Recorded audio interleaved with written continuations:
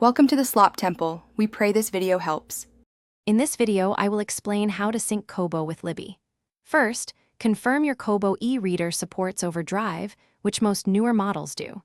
Next, download the Libby app onto your mobile device and sign in with your public library card. This connection is essential for borrowing books. Make sure your Kobo is connected to Wi-Fi for a smooth transfer process.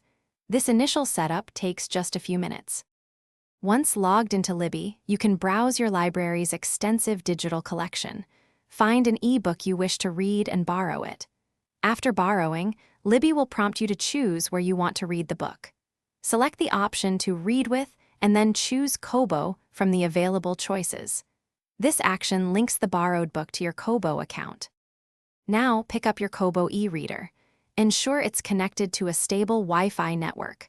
On your Kobo, navigate to the Sync option, which is usually found in the settings or by pulling down from the top of the screen. Tap to initiate the sync. Your newly borrowed Libby book will then download and appear on your Kobo, ready for you to enjoy.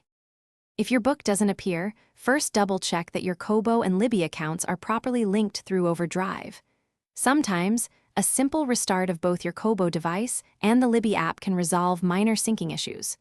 Also, ensure your Kobo's software is up to date. For an effortless home, check out the Shark AI Ultra Robot Vacuum. It offers voice control, self-emptying, and is pet-friendly. You can find a link to this amazing vacuum and other great deals in the description below. Thanks for watching.